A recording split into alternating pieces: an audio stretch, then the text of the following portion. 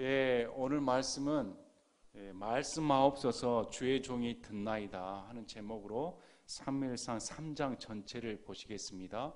하나님께서는 한나의 기도를 들어주시고 대언자인 사무엘의 탄생을 예고하였습니다.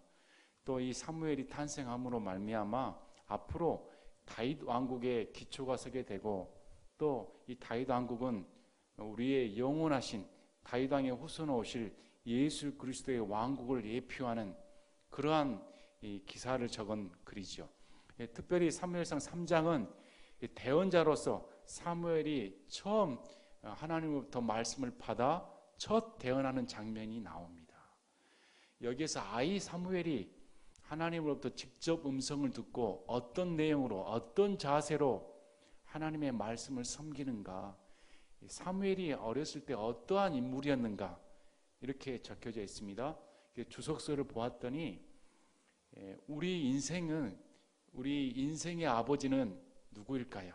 저와 여러분의 아버지는 누구일까요? 저와 여러분의 인생의 아버지는 바로 저와 여러분의 아이였을 때 모습이다. 무슨 말이냐면 아이의 모습 때에 저와 여러분이 앞으로 커갔을 때도 그 모습이 남아있다는 겁니다. 인품이란 것, 성품이란 것은 어린아이였을 때 어떻게 자랐는가, 어떤 마음가짐으로 가졌는 것이 크면 클수록 드러난다는 것이죠. 많은 것들이 입증이 됩니다. 그래서 이런 예를 따졌을 때 사무엘은 어렸을 때 어떤 모습으로 대언을 했는가, 이렇게 나옵니다. 자, 3장 1절을 보니까 당시 배경이 나옵니다. 당시 시대 상황이 아이 사무엘이 엘리 앞에서 주를 섬겼는데 그때에는 주의 말씀이 희귀하여 열리는 환상이 전혀 없었더라. 당시 상황에 하나님의 말씀을 들을 수가 없었다는 겁니다. 하나님께서 대언자를 통해 환상을 주시든지 말씀을 대언하시든지 했어야 되는데 어찌나 세상이 답답했든지 간에 하나님의 말씀이 희귀하였다는 것이죠. 당시에는 주를 섬기는 자들이 많이 있었습니다. 엘리도 있었고 엘리의 두 아들도 있습니다. 주의 종으로 자처하는 자들이 많이 있었죠. 여기서 우리가 한 가지 알 것은 하나님의 종이라고 일컬음 받는 사람이 많다고 해서 하나님의 말씀이 풍요롭다고 생각하면 오산이란 겁니다. 지금으로 말하면 목사 수가 많다, 성도 수가 많다고 해서 하나님의 말씀이 풍요롭다, 비리하지는 않다는 겁니다.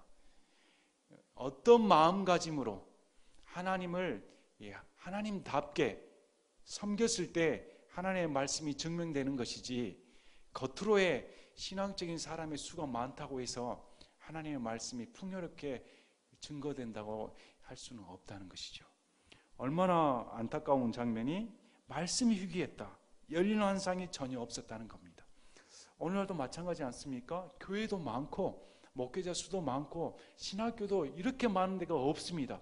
우리나라처럼 교회 수가 많은 데가 어디일까요? 2만여 명, 목회자는 6만여 명, 이렇게 추산이 되기도 합니다. 이렇게 많은데 하나님 말씀이 과연 바르게 증거되고 있는가? 하나님 말씀에 성도들이 만족감을 느끼고 있는가? 주의 말씀이 정말로 성경에 살아있는 그 말씀 그대로 증거되고 있는가? 이렇게 따졌을 때는 많은 분들이 안타깝게도 하나님 말씀으로 만족을 못 느낀다는 것이죠. 자, 엘리의 눈이 점점 어두워져서 그가 잘 보지 못하는 그때에 그는 자기 처소에 누웠고, 물론 엘리의 육체적인 상황이 나이 먹었기 때문에 눈이 어둡고 일을 하는 것이 거동이 불편하게 되었습니다.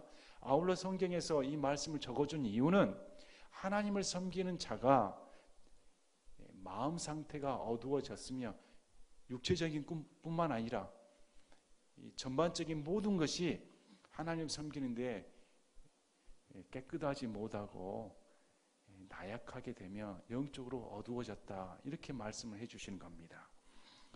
주의 성전 안에 있던 하나님의 등불은 아직 꺼지지 아니하였는데 그곳에 하나님의 교회가 있더라. 사무엘이 잠자려고 누웠는데, 자, 어린 사무엘을 우리 주님이 부르십니다.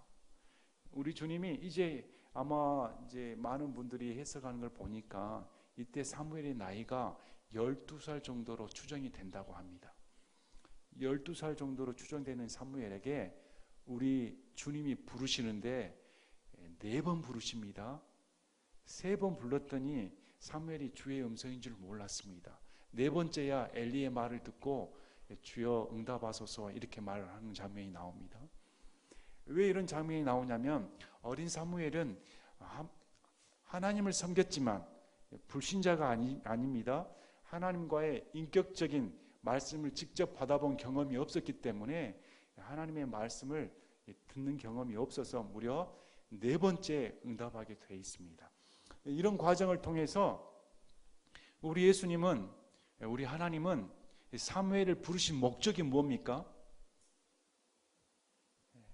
사무엘을 부르신 목적이 뭡니까? 자, 이 사무엘상 3장 1절은 주의 말씀이 희귀하여 열리는 환상이 전혀 없었다. 실로에 성막이 있었는데 엘리가 섬겨 있었는데 그때는 엘리가 섬겨 있었음에도 불구하고 말씀이 희귀했습니다. 그러나 제일 마지막 절 보십시오. 제일 마지막 절 3장의 제일 마지막 절 보면 주께서 다시 실로에서 나타나셨으니 주께서 실로에서 주의 말씀으로 사무엘에게 자신을 계시하셨더라. 실로에서 섬기는 사무엘에게 이제 주의 말씀이 나타나기 시작했다는 겁니다. 자, 이 사무엘을 부르신 목적은 주의 대언자로 삼기 위해서, 하나님의 말씀을 맡기기 위해서 부르십니다. 부르시고 한 번만 부르시고 끝나는 게 아니고 무려 4번이나 응답할 때까지 부르십니다. 신약에 와서 예수님은 저와 여러분을 부르십니다. 부르시고 부르십니다. 왜 부르셨습니까? 저와 여러분을 부르신 목적은 무엇일까요? 에베소서 1장 4절에 곧 우리가 사랑 안에서 자신 앞에 거룩하고 흠이 없게 하시려고 세상의 창건 이전에 그분 안에서 우리를 택하셨으며, 저와 여러분을 부르신 목적은 우리가 사랑 안에서 하나님 앞에 거룩하게 하려고, 흠이 없게 하려고 부르셨다는 겁니다. 또 에베소서 2장 10절에 우리를 부르신 목적이 하나님께서 그 선한 행위를 미리 정하신 것은 우리가 그 행위 가운데서 걷게 하려 하심이니라. 그냥 부르신 게 아니고 하나님처럼 하나님 안에서 예수님을 따라가는 선한 행위를 드러내도록 거룩하게 사랑 안에서 걷도록 부르셨다는 겁니다. 그냥 불러서 구원의 선물을 주시며 구원에 만끽하며 살라는 그런 게 아니고 구원시켜서 하나님의 사람으로서 선한 행위를 드러내며 믿음 안에서 증거되는 거룩한 삶을 살도록 부르신 것이 목적이다. 이렇게 성경은 말씀을 하고 있습니다. 사무엘을 그냥 부른 게 아닙니다. 사무엘의 앞날이 그냥 평탄할 리가 없죠. 그러나 이 어린 사무엘을 부르십니다. 자, 보십시오. 주께서 사무엘을 부르시니 그가 응답하되 내가 여기 있나이다 하고, 주의 음성을 처음 들었을 때 이 사무엘은 하나님의 음성이라고 생각도 못했습니다. 한 번도 들어본 적이 없었기 때문에. 마치 여기서 들어보면 직접 사람의 음성으로 들렸다는 걸 알 수가 있습니다. 사람의 음성으로 들렸기 때문에 이건 필히 그 성막 안에서 그 밤에 자고 있던 사람은 엘리밖에 없으니까 엘리가 나를 부르고 있구나. 그래서 엘리를 바로 찾아갔죠. 내가 여기 있나이다 했으니까 난 너 부른 적 없다. 다시 누워라. 2번째 우리 주님이 또 부르십니다. 그랬더니 내가 여기 있습니다 했거든. 자, 이 엘리가 뭐라고 말합니까? 내 아들아 나는 부르지 아니하였으니. 엘리와 사무엘의 관계는 아버지와 아들의 관계입니다. 엘리가 내 아들아 이렇게 불러줍니다. 사무엘을 아들처럼 대해줬고 아들처럼 보살펴줬고 그 안에서 사무엘이 부모님이 안 계시잖아요. 그래서 엘리가 부모를 대신해서 아들로 여겨주고 섬겨줬던 것입니다. 이 관계를 아셔야겠습니다. 그런데 3번째 불렀더니 여전히 엘리에게 가서 왜 저를 부르십니까 했더니 그제야 엘리가 이건 내가 부른 게 아니고 하나님께서 너를 불러서 말씀하시려고 하는 모양이니까 다시 음성이 들리거든 주여 주께서 내가 여기 있으니 말씀하옵소서 이렇게 대답해라 이렇게 했습니다. 4번째 동일하게 부르셨던데 10절에 보면 주께서 오셔서 서시고 네 번째는 우리 주님이 직접 사무엘에게 찾아오셔서 서 계셨다는 겁니다. 서 계셨습니다. 우리는 문자 그대로 믿습니다. 문자 그대로 만왕의 왕이요 만주의 주이신 그 하나님께서 사무엘을 만나기 위해 부르시기 위해 직접 이 땅에 내려와 서서 부르셨다는 겁니다. 얼마나 은혜로운 장면입니까? 저와 여러분을 위해 만왕의 왕이신 그 여호와 하나님이 인간의 몸으로 오셔서 육체가 되셔서 그 예수님께서 저와 여러분을 부르시기에 이 땅에 오셨다. 동일한 사건입니다. 그래서 뭐라고 사무엘이 말하냐면 말씀하옵소서 주의 종이 듣나이다. 어린아이입니다. 어린아이지요. 어린아이인데 종의 자세가 돼 있다는 것입니다. 말씀만 하십시오. 저는 당신의 종이오니 말하신 그대로 듣겠습니다. 순복하겠습니다. 우리가 누가복음에 보면 마리아도 그렇게 말하잖아요. 주의 계집종이오니 주의 말씀대로 이루어집니다. 우리는 종입니다. 저와 여러분은 하나님께 반박할 만한 그런 떳떳한 의인이 아니지요. 그냥 주께서 말씀하시면 저는 듣습니다. 이렇게 나가야 됩니다. 저에게 말씀만 하옵소서. 그냥 저는 듣습니다. 여러분 그런 자세가 있으십니까? 저는 주의 말씀 그대로 따릅니다. 그랬더니 주께서 말씀하시는데 이 대언이 사무엘을 놀라게 하는 대언입니다. 첫 대언이 엘리 집안에 대한 심판의 말씀을 다시 확증시키는 것이죠. 사무엘상 2장에서 하나님의 사람이 엘리에게 하나님의 심판의 말씀을 말합니다. 이제 우리 주님이 직접 사무엘에게 나타나서 그 말씀을 확증시켜 주는 겁니다. 여러분이 아이였다면 어떤 심정이 들었겠습니까? 여러분이 처음 예수님을 만났는데 처음 대언의 말씀을 들었는데 나를 보살펴주고 나를 키워준 같이 맞부딪히고 사는 그 집안을 우리 주님이 멸망시킨다고 하니 여러분은 어떻겠습니까? 그래서 보십시오.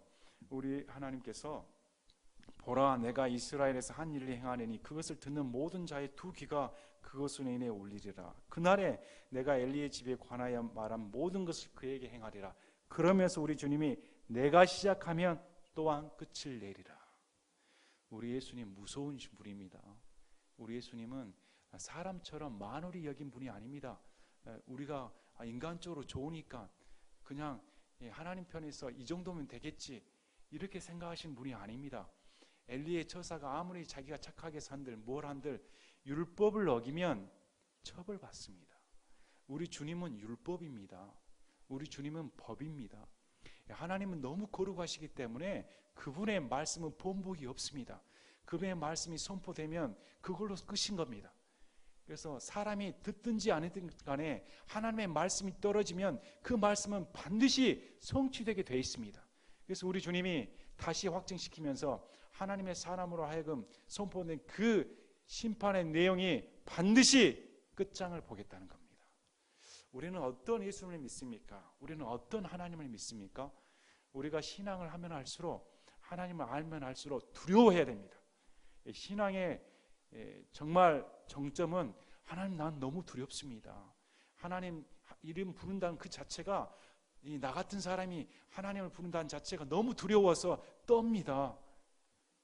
이렇게 돼야 됩니다. 우리 하나님은 두려우신 분입니다.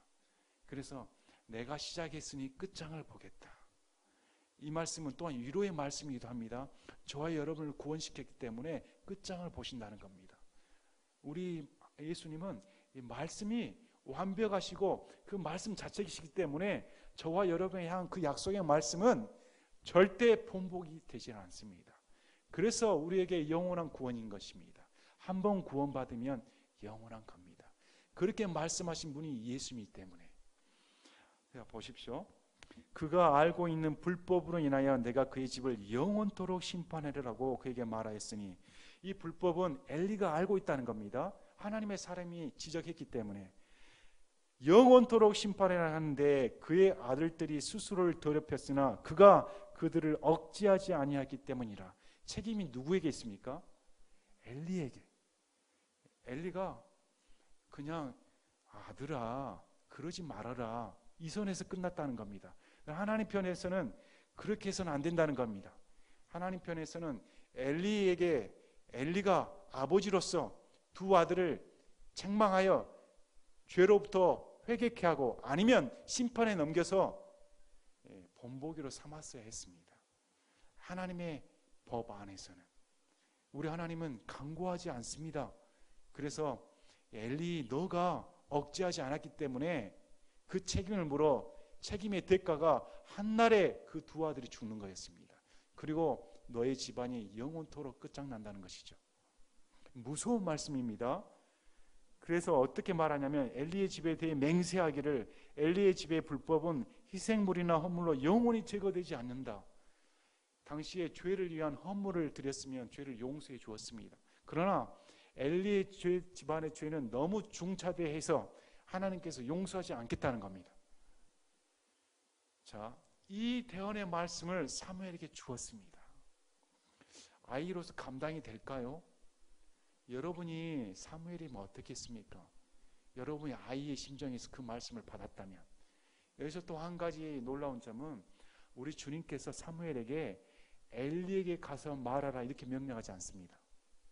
너는 나에게 이 대언의 말씀을 들었으니까 지금 가서 엘리에게 말을 해라 이렇게 명령하지 않습니다. 선택의 자유는 사무엘에게 있습니다. 자, 사무엘의 위대한 점은 온유한 자입니다. 사무엘의 위대한 점은 아이였으면서도 주도 면밀했습니다. 그냥 엘리에게 뛰어가질 않았습니다. 아마 사무엘이 잠을 잘 잤을까요? 그 말을 받았을 때 잠을 한숨도 못 잤을 겁니다. 이걸 어떻게 해야 되나? 엘리에게 말을 해야 되나? 엘리에게 말을 하면 그대로 충격받을 텐데 왜 하나님 내게 이 말씀을 하셔가지고 어린 나이가 감당하지 못할까? 엘리는 어떤 사람인가? 나를 아들로 불러주었는데 아버지 같은 존재에게 당신 집안 끝장입니다. 어떻게 이런 말을 하나? 여러분 감당이 되시겠습니까? 자, 그런데 보십시오. 그때 엘리가 사무엘을 불러 이르되 내 아들 사무엘아 하니 그가 응답하되 내가 여기 있습니다. 오라건대 어제 하신 주의 말씀을 내게 숨기지 말아라. 있는 그대로 말해라. 만약에 말하지 않는다면 하나님께서 너에게 벌을 주시길 원한다. 자, 사무엘은 엘리가 자기에게 말을 걸어올 때까지 기다려준 겁니다. 사무엘은 그래도 가감 없이 그 다음에 사무엘은 말을 합니다. 사무엘은 하나님의 말씀을 가감 없이 선포합니다. 이게 말씀을 맡은 자의 임무입니다. 말씀을 맡은 자는 사람들에게 듣기 좋으란 말을 선포하는 게 아닙니다. 가장 싫어한 말을 해야죠. 특히 예수님을 믿으란 말은, 구원을 받으란 말은 듣기 좋은 말이 돼서는 안 됩니다. 왜냐하면 먼저 당신들은 죄인이어서 지옥 갈 수밖에 없습니다. 당신들은 하나님 앞에 심판받아야 마땅할 죄인입니다. 너무도 더럽습니다. 이 말이 듣기 좋은 말입니까? 듣는 사람도 괴로운 말이죠. 내가 어떻는데, 그래도 나는 떳떳하게 살았는데 뭐라고? 하나님께서 당신들을 통해 나보다 죄인이라고? 내가 뭔 죄를 지었는데? 그러나 성경에서는 인간들에게 구원의 복음을 선포할 때 이런 죄에 대한 질타적인 말을 해야 된다는 겁니다. 심판의 메시지를 반드시 전해야 된다는 겁니다. 구원의 선물을 포장해서 듣기 좋으라고 전하는 게 아니고 그 사람이 심판에 대한 경각심을 가져야 된다는 겁니다. 그래서 설교한 사람은 부담을 느낍니다.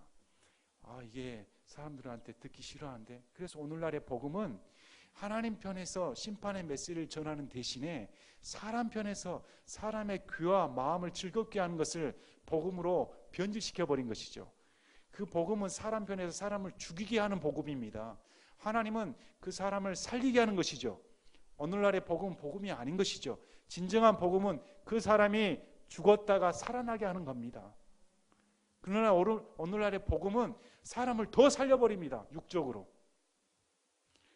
그래서 이 강단에서는 분명하게 당신들은 죄인이며 거룩하신 하나님을 예수님의 피 없이는 볼 수 없습니다. 예수님 없이는 아무리 깨끗하게 산다 할지라도, 선하게 산다 할지라도 다 지옥 갑니다. 이런 분명한 심판의 메시지를 오늘날 외쳐야 됩니다. 우리 이제 전도를 할 때 사람들에게 듣기 좋으라고 예수님 믿으면 복 받습니다. 집안에 우환이 있습니까? 어디 아픕니까? 왜 예수님 안 믿습니까? 예수님 오시면 다 고침받는데 집안이 어렵습니까? 예수 한번 믿어보십시오. 팔자가 다 낫습니다. 이렇게 교회 수를 많이 불려갑니다. 진짜 해보니까 나도 나았다 간증을 하지요. 간증거리 많이 하지요. 이렇게 해봤더니 이렇게 됐다. 약장사와 똑같습니다. 10알 팔아서 한 알이 성공하면 나머지 9개 알이 효력이 없더라도 효력이 있는 것처럼 포장이 되는 것이죠. 복음은 그렇게 파는 게 아닙니다. 복음은 그 사람 듣기 좋으라고 꼬시는 게 아니죠. 복음은 그 사람이 듣든 안 듣든 간에 안 믿으면 지옥 간다는 겁니다. 이게 복음입니다. 그래서 이 엘리도 위대합니다. 사무엘이 모든 것을 그에게 말하고 아무것도 숨기지 아니하였는데 그분은 주시니, 엘리가 그분은 주시니 그분께서 선하게 여기는 것을 행하실 것이니라. 이 엘리는 기본 마인드가 있었습니다. 이 엘리의 마음은 하나님께서 말씀하셨사오니 하나님의 말씀은 이루어집니다. 이렇게 순복했습니다. 그가 아무리 하나님 앞에 심판받을 죄인임에도 불구하고 그 집안이 멸망했음에도 불구하고 엘리는 사무엘을 통한 하나님의 심판의 메시지에 순복했습니다. 오히려 지금의 불신자보다 훨씬 더 낫죠. 만약에 저와 여러분에게 어떤 사람이 나타나서 당신 예수 믿다가 그러면 안 돼. 당신 집안 끝장나는 수가 있어. 이러면 여러분 기분 좋아할 사람 있습니까? 나는 잘 믿고 있었는데 이게 뭔 말이야. 내가 하나님 전에 와서 얼마나 충성봉사했는데 내가 엘리처럼 하나님께 쏟은 게 얼마인데 근데 이제 와서 하나님께서 내 집안을 치신다고? 여러분 그런 말 들으면 주여 주의 말씀대로 이루어 주시옵소서 이렇게 대꾸할 사람이 몇 명 있을까요? 저도 못하지요. 근데 엘리는 주께서 말씀하셨으니까 그대로 이루어집니다. 왜냐하면 그분이 선하시기 때문에. 심판을 하시신 간에 축복을 주신 간에 모든 것은 우리 하나님이 선하신 대로 행하신다는 겁니다. 이것은 저와 여러분에게 인생에 분명해야 됩니다. 우리 하나님은 저를 심판할 수 있습니다. 여러분을 채찍질할 수도 있습니다. 왜냐하면 사람 만들어야 되니까. 그렇게 살면 안 되니까 채찍질 가해야 되지요. 그래야 할 때 우리는 어떤 반응을 보여야 됩니까? 주님은 선하십니다. 주님은 나를 대하시는 태도가 선하십니다. 이렇게 간증을 해야 됩니다. 자, 19절에 보니까 이제 보십시오. 이 첫 대언의 사역을 마쳤을 때 사무엘이 자라매 주께서 그와 함께 하셔서 그의 말들 중 하나도 땅에 떨어지지 아니하게 하시니라. 이제 대언자가 되었습니다. 이제 대언자로 첫 출발하니까 하나님께서 사무엘과 함께 하심이 증명되는 게 그 말이 하나도 땅에 떨어지지 않는다.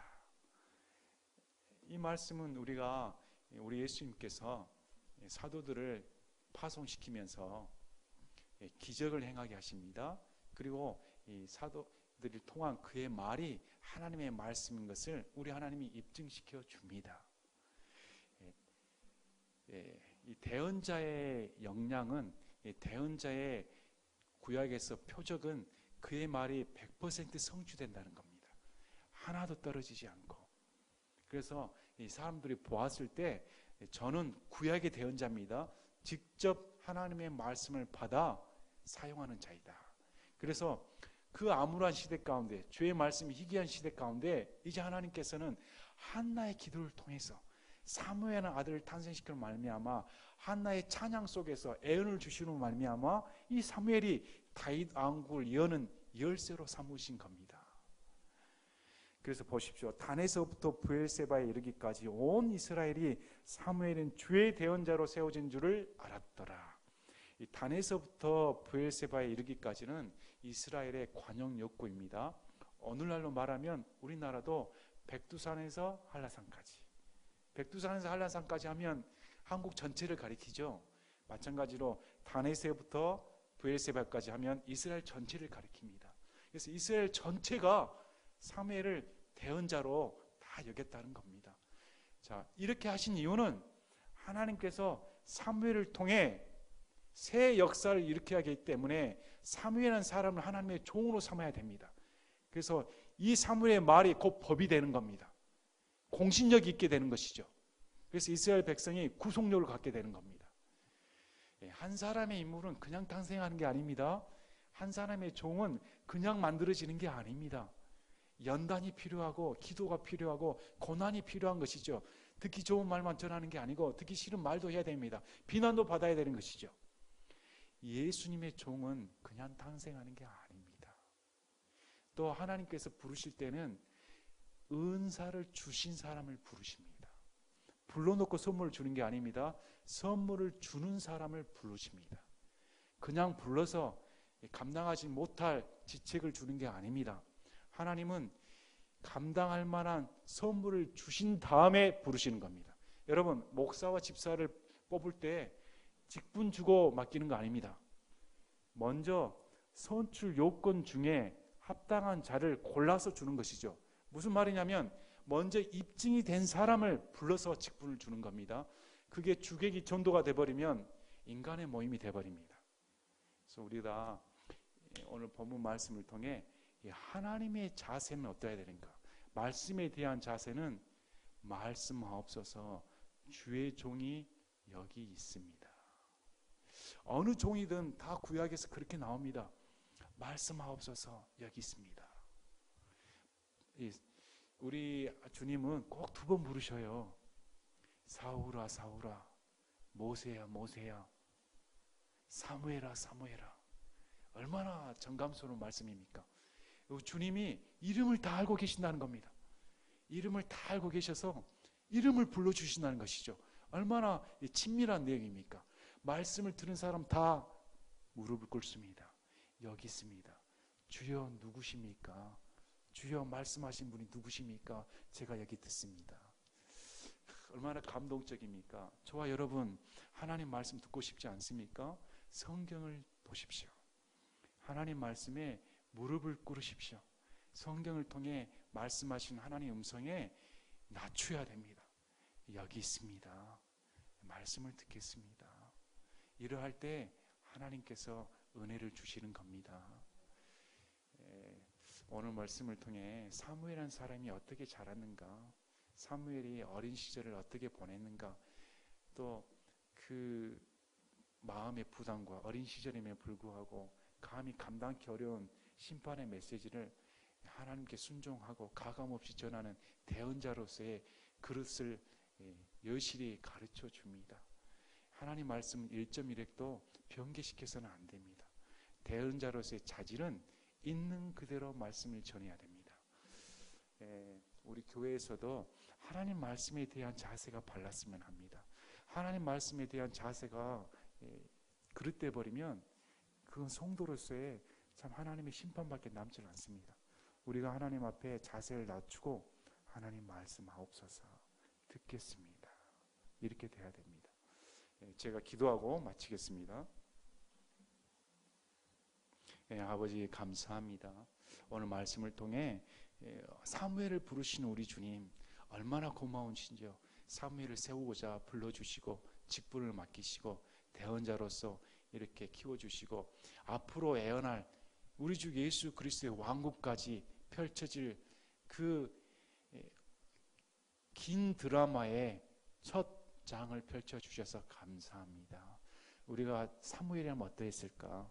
나를 부르신 예수님이라면 나는